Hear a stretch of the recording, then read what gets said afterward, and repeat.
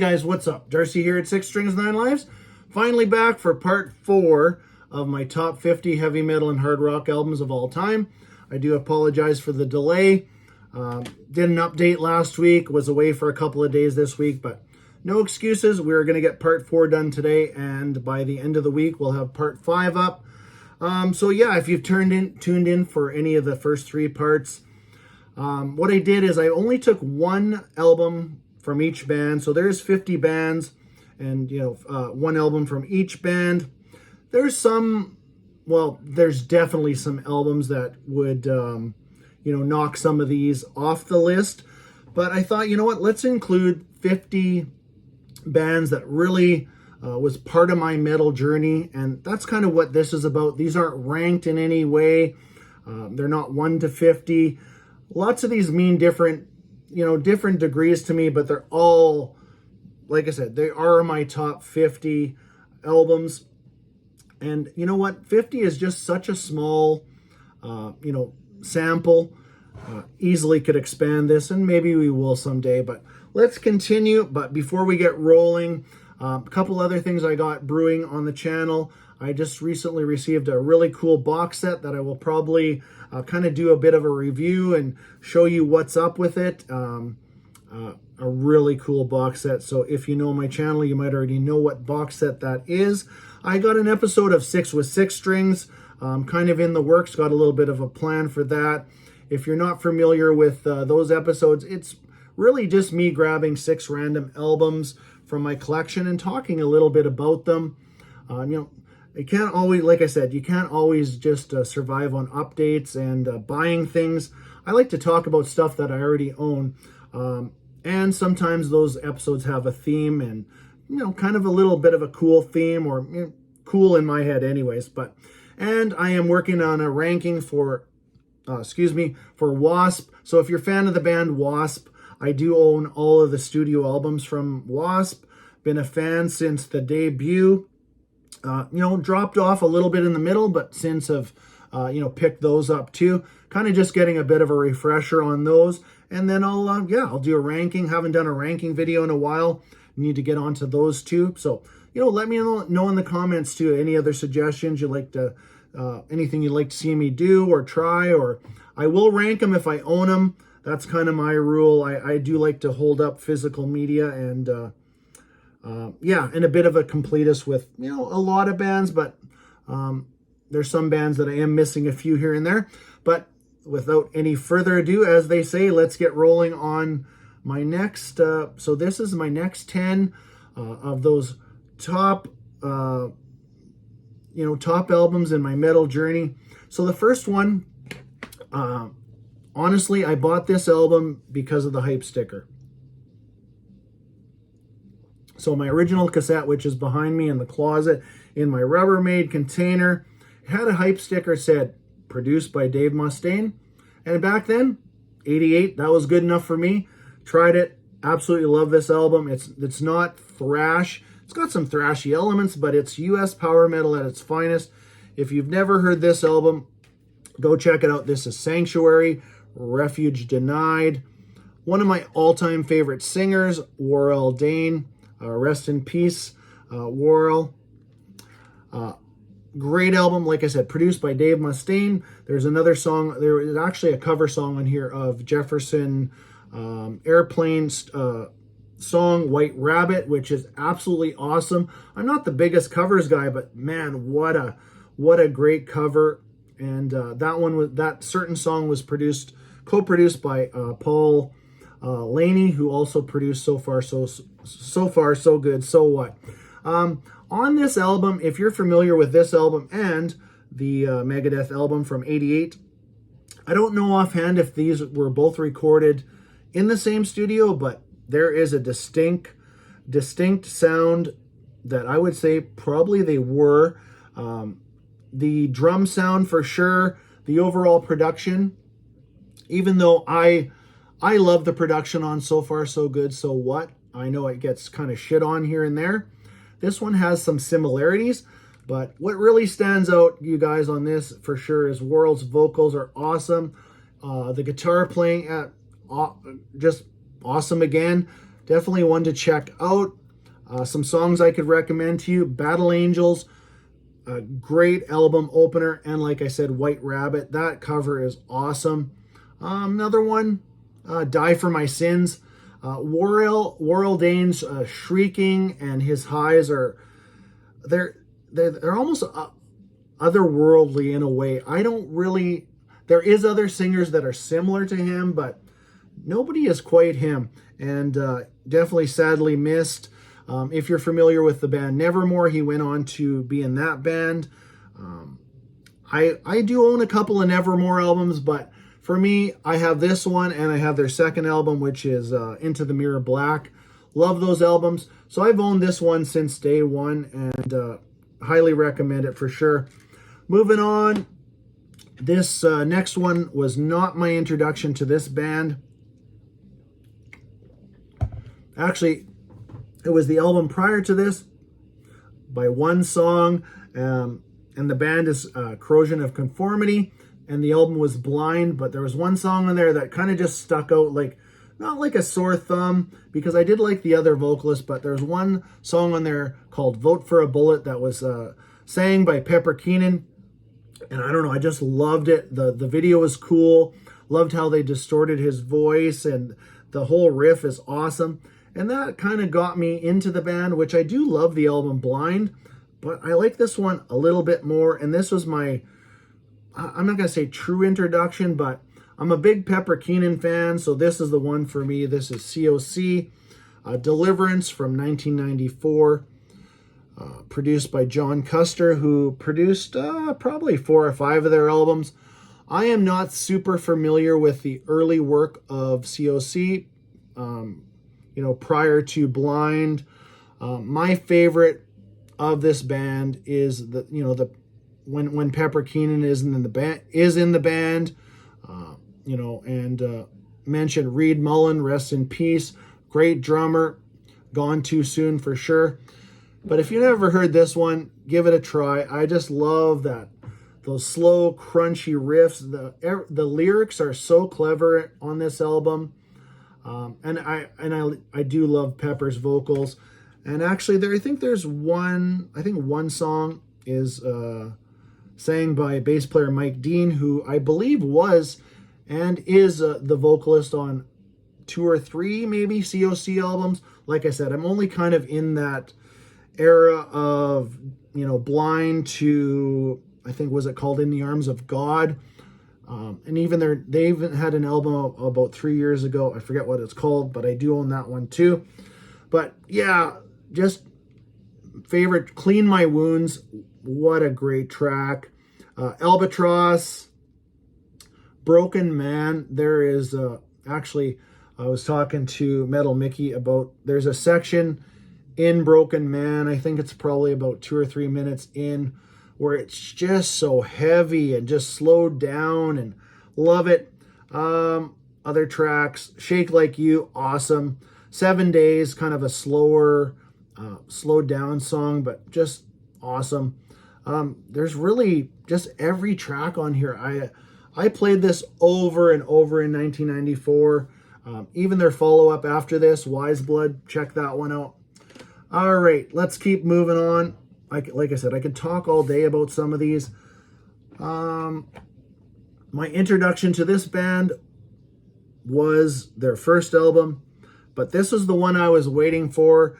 The band, and like another friend just said in one of his videos, you have to point out that this is the band where Jason Newsted came from. But this is my favorite, my top Flotsam and Jetsam album. This is my original cassette on Elektra. No Place for Disgrace. Yeah, I can take it or leave. Saturday Nights All Right for Fighting, but the rest of this is Thrasher-Piece all the way. And it was very cool that they got hooked up with Elektra Records. I mean, the only one on Elektra Records, but they got dropped after that. But Jason goes to Metallica. These guys still go on and put out an awesome album. Favorite track, actually my favorite Flotsam and Jetsam track is on this album. It's called N.E. Terror, which I've mentioned in several videos already. I've done a ranking on this band. I love Flotsam. They're a great band. And if you haven't checked out some of their newer stuff, just don't get stuck on those first 2 albums, I always say. Look past it. There's some other ones. The title track, No Place for Disgrace, Escape from Within. There's actually, Jason has a couple of writing credits on here, which one for sure is I Live You Die has Jason's songwriting credit on. But just, again, and I've said it in the other videos, top to bottom, like this one is top to almost bottom, because like I said, I could easily do without that cover of Saturday Night's All Right for Fighting. Yeah, if you haven't never checked out this one, highly recommend that one from Flotsam. Let's switch over. So we got a cassette. Let's switch over to my favorite thrash band overall, if you've watched me, is Overkill. Love Overkill, and I have since 1987. The next one I'll show you. Now, if I kind of get the story, I think this is kind of how it went, but I was really not familiar with Overkill, but my brother had the cassette for the one I'm going to show you, Taking Over, and I kind of, confiscated it or stole it, whatever, and kind of became my introduction to Overkill, and really never looked back since 1987. Dug into Feel the Fire after that, and just been around for every release since then. I'm proud to say, and have followed them. But yeah, so this one means a lot to me. This is a huge turning point for me. So what is this? 87. Really, 86, 87, 88, right into 89 was the heart of thrash for me. If there's bands that you don't see on, my top 50 of the German Big Four, it's because I'm late to the party on them. Love a lot of them now, but for me, it was, bands like Overkill, Death Angel, and, the Big Four, and other bands like Exodus, and the list goes on. But yeah, great album, absolute thrashterpiece. In my ranking, not my number 1 Overkill, but very near the top. Deny the Cross, Wrecking Crew. Wrecking Crew, they still play till this day. Fatal If Swallowed, awesome track. Power Surge, great. I think that was one of the videos, or was it In Union We Stand? Great track too. Electro Violence. I'm sure I don't need to talk a lot about this. If you know this band, you definitely know this album, but that was kind of my, definitely my intro to Overkill, and remains one of my favorite albums of all time to this day. Let's go with, all right. Now, there's 2 albums from this band. Actually, let's start over. I actually got into King Diamond before I got into Mercyful Fate. Partly because kind of the age I was, and I kind of, I thought it was super evil stuff back then, kind of shit my pants, to tell you the truth. Was almost scared to buy it. And then I started to get into King Diamond, and then realizing that King Diamond came from this other band called Mercyful Fate.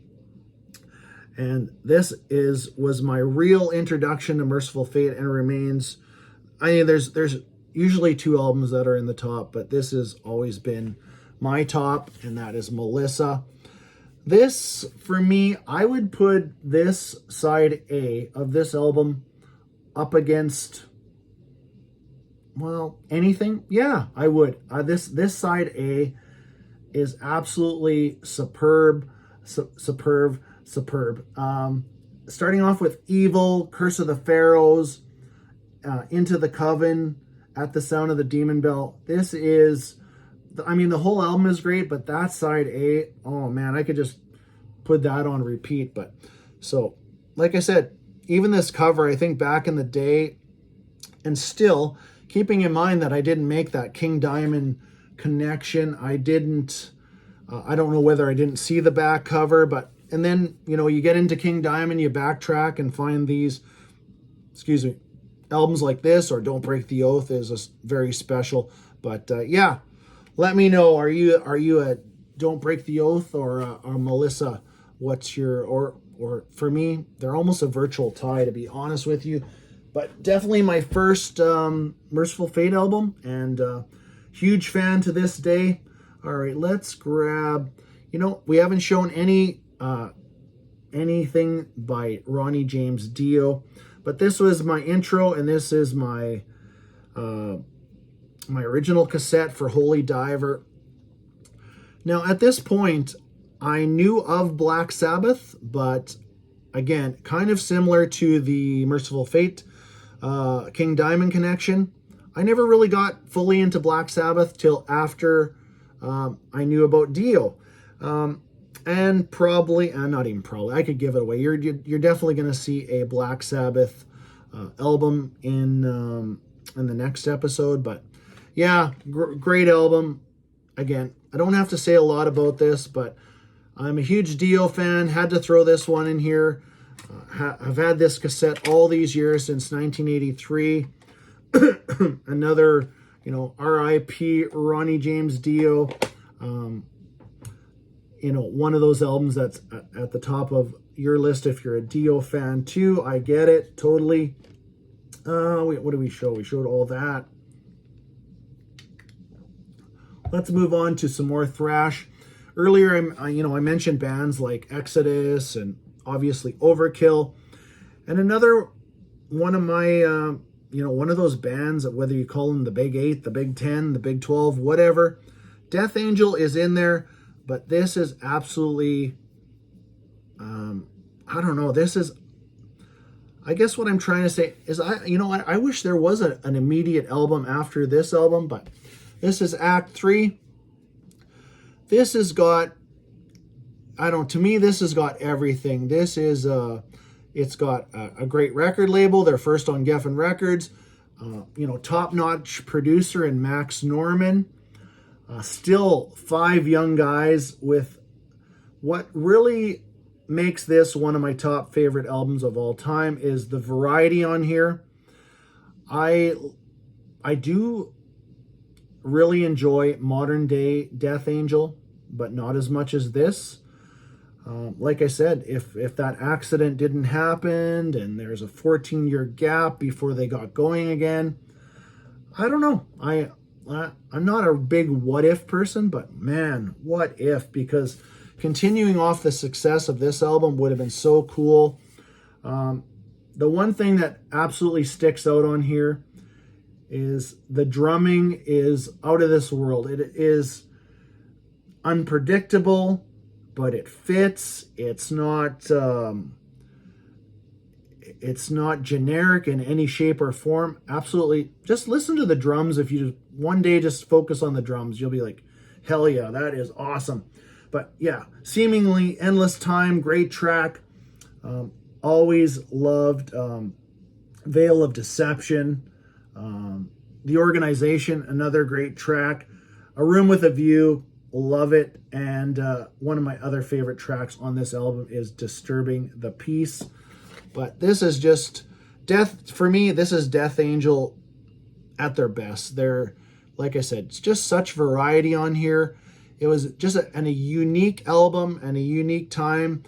I've always said that their first 3 albums, and sorry if the sun is fading in and out on me, it's that time of day.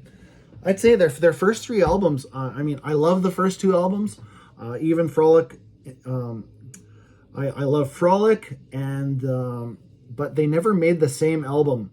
On those first 3 albums, they're all different.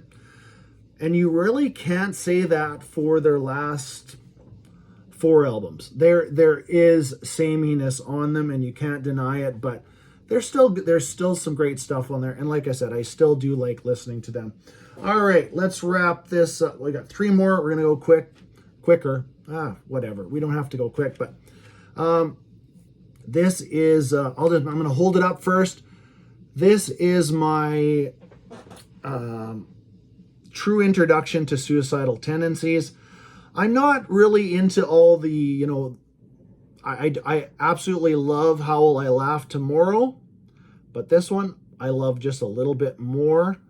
You know, the earlier stuff, the full-on skater stuff, I'm not big on those first two albums.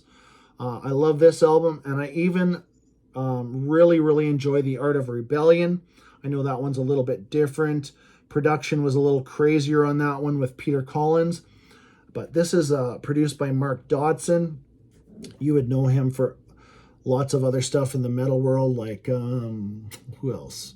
Metal Church, The Dark. I'm gonna forget all of that, but that doesn't matter. This great album. I think this is the first with Robert on bass. I love every track on here. Mike Muir, just the emotion this guy in his voice, and his lyrics are so clever. Yeah, You Can't Bring Me Down, great track. Alone, Give It Revolution, Get Whacked. One of my absolute favorite tracks on here is a song called Emotion Number 13, if you know the album. But yeah, I don't know if this is a big surprise to you that this is one of my top 50, but I could play this album any day and not get tired of it. Last two today. Got to throw some Canadian content in here. This is the only album I own from this lady, and really for me, it's the only one I need. It's her only metal album. It even has it in the title, and had this poster on my wall. This one and the next one were, two of my earlier girlfriends. They didn't know that at the time that we were seeing each other, but I'm just fucking with you. Anyways, Metal Queen by Lee Aaron. If you've never heard this album, I highly recommend you go check it out. The guitar tone on here, absolutely awesome.